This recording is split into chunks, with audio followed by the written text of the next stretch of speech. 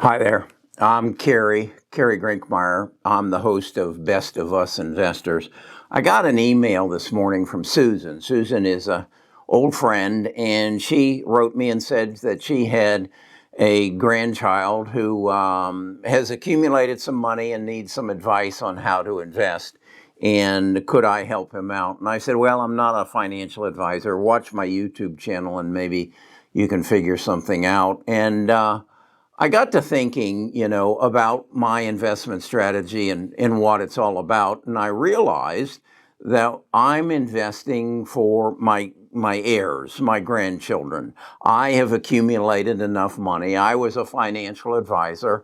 I got my CFP, my CHFC, and my CLU, and I built a substantial financial planning practice. In fact, I was the largest franchisee out of 10,000 within the Ameriprise system. When I sold the business in 2005, basically Nita and I started traveling the world, enjoying our accumulations, and I basically ignored my investment portfolio.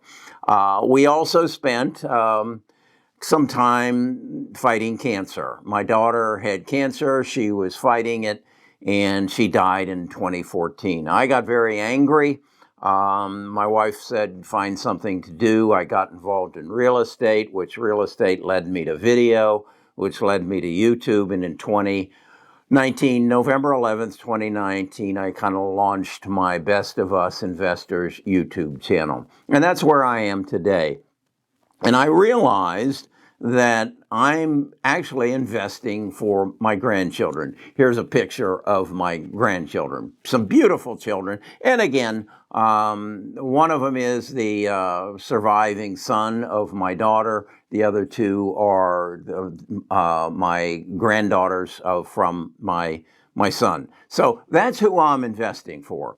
And so Susan's letter kind of brought me into focus. Why are you investing in what you're investing in? And it's for the future. I have a 10-year time horizon. I'm 77 years old, so I believe if I'm still alive at 87, I won't really understand anything, but that's how I invest. And I want to take you through the path and then share with you the portfolio that if my three grandchildren came to me and said, Poppy, we have some money, probably Nita gave it to them, and we want to invest it, what portfolio would you advise? And I've got 14 stocks that I would advise them to invest in, and I want to share with you exactly how I would break it up by percentages and why I would invest in that. So that's what this video is about today. And I'll explain all this other stuff in just a second. So, but first, this is not financial advice. Even though I'm going to show you the portfolio, this is financial education. And it's based upon my experience and my knowledge, and we'll get right to that. Best of Us Investors presents Kerry Grinkmeyer.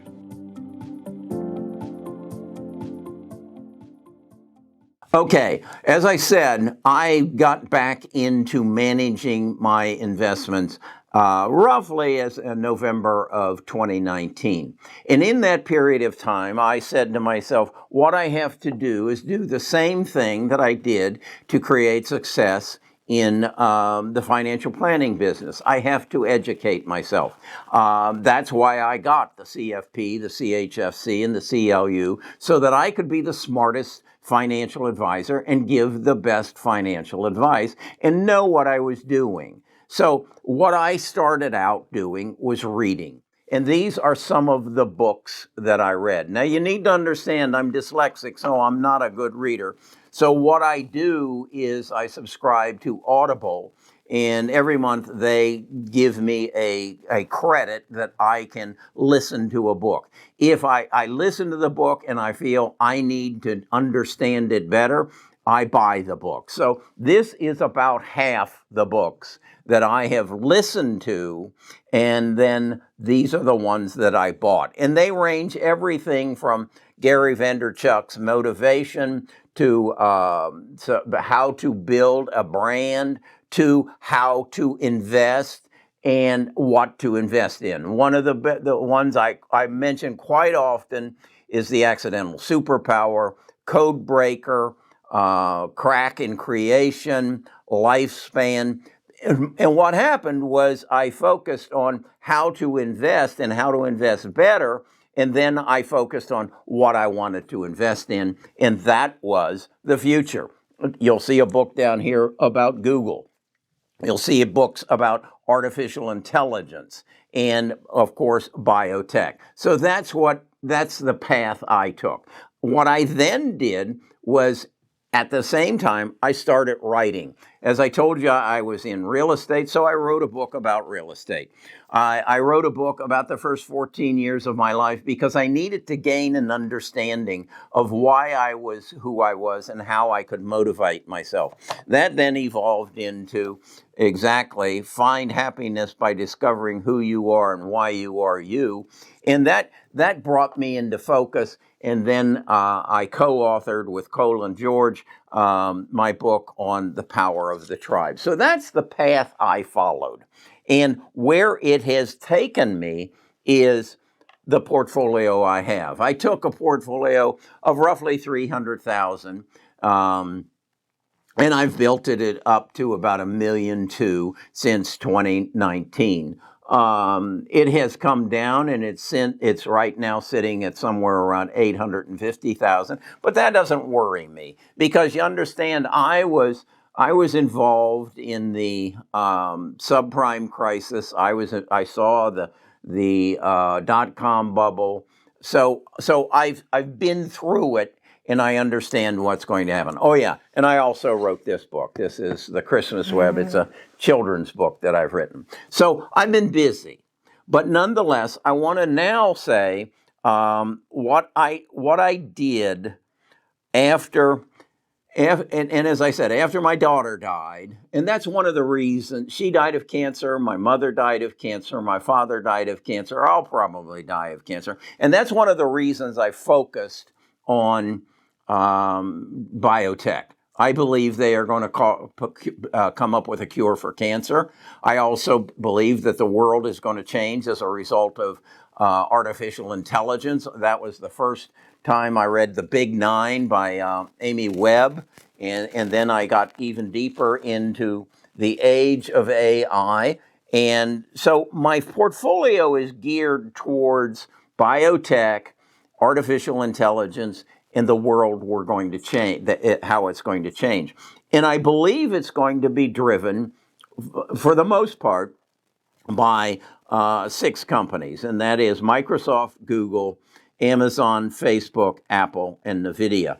And as it is, we just saw Google blow the doors off because they're the giants sitting there that nobody really pays a lot of attention to. I do because I'm involved in their YouTube business, and I know what that's doing. That's going to replace TV. If Netflix has anybody to worry about, it's not Disney and it's not Amazon Prime. It's YouTube. But that's another story. So what I would recommend to my grandchildren is take whatever you have and put 10% of it in Microsoft, Google, each, 10% each in Microsoft, Google, Amazon, Facebook, Apple, and NVIDIA. And just forget about them because they're going to grow just as they did. And Amazon will come out, I think, later today with their earnings, and I'm sure they're going to blow the doors off. And then we've got the metaverse coming, and that's going to be the ground for Facebook. They already have billions of people. They just need to change them from sharing their pictures of their family to meeting in wherever they want to in the metaverse, and that that is going to be powered by artificial intelligence and the chip maker is NVIDIA. So my emphasis or my advice would be whatever you have, 10% in each of those 6 stocks. That would make up 60% of your portfolio. Then from there, I believe the biggest change in our world will, as I said, come from artificial intelligence. But the biggest area that artificial intelligence is going to affect you is in healthcare. Why healthcare? Because we have just gone through and then are in the, I hope, the ninth inning of the worst thing that's happened to the world, and that was the coronavirus. It has affected the world more than World War II. And if you've read The Accidental Superpower, you know that World War II created the United States as the superpower and it changed the economic structure of the world. Well, that affected part of the world. World War II did. The coronavirus affected the whole world, all the way into villages in South Africa, or Central Africa, or Central America. They felt the corona crisis in the Amazon. They did not feel World War II. So it is the biggest thing that has happened in my lifetime. I was born in 1944. And so it is going to have the biggest effect on the economies of the world. Now, what I know through my readings is this is going to take the form of genome sequencing and genome editing. What is genome sequencing and genome edit? Genome sequencing is learning how our body works. Going in and sequencing our genome to see any mistakes that have evolved through our past history that gave my family the propensity for cancer, that gave Nita's family potentially the propensity for Alzheimer's. Those are not natural gifts from God. Those are mistakes that have evolved in our body over generations of mankind. So we now have recognized or have created the ability to go into the body, recognize these mistakes, and then come with first responders. Those are our T cells, giving them the right tools. That is CRISPR, Cas9, Cas14, and going in and correcting the mistakes. That's what's about to happen. Now, that's aided by artificial intelligence, so that the lab technician who for 20 years has been testing this in a petri dish can now get the tests of thousands of other lab technicians, bring them together through cloud computing, analyze them, and come to a conclusion at jet speed that we have never achieved before. That's how we got the vaccination for the coronavirus as quick as we did, through artificial intelligence and through genome sequencing. So now we are at the cusp of this changing our world. To understand it simply, 1,632 people will die today in the United States from cancer. More than that will die from heart disease per day, just in the United States. We're about to take that away, okay? So that's why I am going to advise to my grandchildren and anybody who's young or anybody who wants to build $1 million portfolio over the next 10 years to invest in Illumina and Pacific Bioscience. I'm recommending 6% of your holdings in Illumina and 4% in Pacific Bioscience. These are two genome sequencing companies. They make the machines that you spit in a tube, you send it to them, and they genome sequence you. They will have a machine. One is a long read, one is a short read, in every medical clinic in the world. Because at some point, you will go to your doctor, and rather than him saying, we need to take a blood test, he is going to say, we need to take a blood test and a genome sequencing. Okay? And the quality of the output of these genome sequences will improve. These two companies make 98% of the genome sequencing machinery in the world.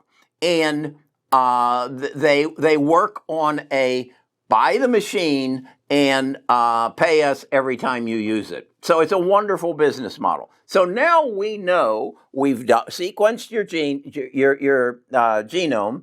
We know what the problems are within your body. Or do you have a problem that is going to result in cancer? Okay, then one of these companies, Editas, CRISPR, Caribou, Beam, and Intella, I believe, have a very good chance of being the company that will create the therapy that will take that disease out of your body. Okay? So I am suggesting that, as I said, in Illumina, you put 6% of your portfolio, Pacific Biosciences 4%, and then in Editas, CRISPR, Caribou, Beam, and Intella, you put 6% of whatever you have. And then go on vacation, okay? Because I believe in the next 3 to 5 years, these people are going to come out of clinical studies and they're going to go to the Federal Drug and FDA, and they're going to get approval. Once they get approval, your doctor is going to do the genome sequencing, say, Kerry, you've got a propensity for cancer, and we're going to put a needle in your arm, and that is going to arm in the toolbox of your first responders in your body with the ability to go into every cell in your body and remove that genome problem, that propensity for cancer. And then he might say, oh, by the way, you also have a propensity for Alzheimer's. Let me give you a second shot, and that's made by one of these other companies. That's what I believe is going to happen. Now, that's all good. That's all fine. Everybody's okay with that, all right? Where it gets a little complicated is now somebody's going to raise their hand and say, hey, I'm about to get married, and I would like you to go into my sperm and remove cancer and Alzheimer's, and I'd like you to go into my lady friend's egg and do the same thing, so that our kids don't have Alzheimer's or cancer. Okay, we're probably okay with that, but here's where the problem starts. And oh, by the way, we would like a man, a boy, and we would like him to be 6'3". We'd like him to have heavy muscle structure, a hell of a throwing arm, and we'd like him to be the next Tom Brady. Okay? And we'd like him to play quarterback, not till 44, but till 53. Okay? And so alter his gene so that can happen. This is where the problem begins. And I'm not going to touch that because I don't know what they're going to do about it. Now, we experienced this problem before. It's called playing God.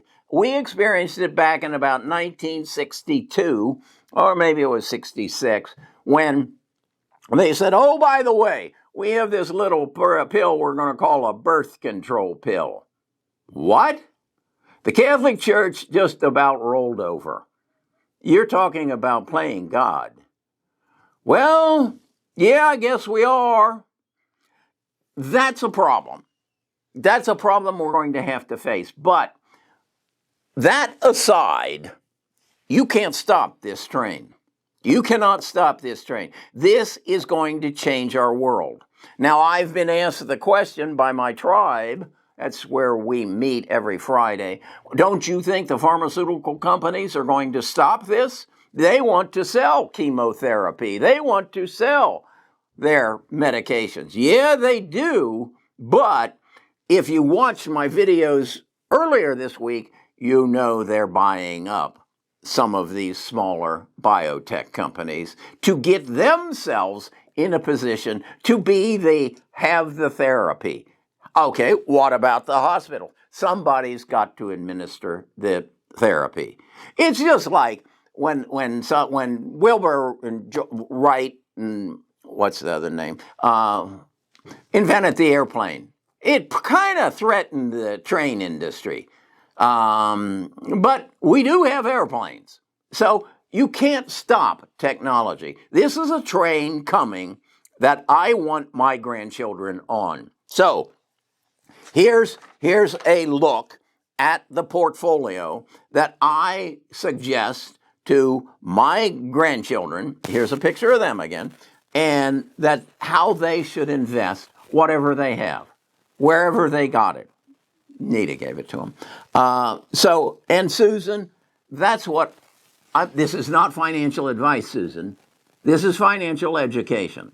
Take a screenshot of this portfolio and just slip it in your nephew or whatever he is, next to his breakfast table. And this is what I would invest in, or I would suggest at least you build your portfolio around.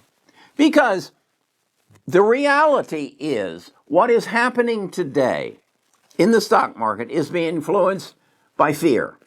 Fear of inflation, fear of rising interest rates, fear of broken supply chain, fear of lack of money.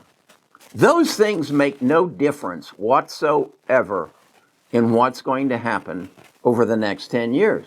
They make a difference on what's going to happen over the next 10 days and maybe 10 months. But from that point on, you can't stop this train called technology. And you can't stop genome sequencing, genome editing, and you cannot stop Microsoft, Google, Amazon, Facebook, Apple, and NVIDIA. So, this is not financial advice. This is financial education. And what I suggest you do is do a screenshot right now and get the titles of every one of these books and start reading. Start educating yourself and become the smartest guy in the room. And then they can't stop you. You become the train. I'll be talking to you again tomorrow.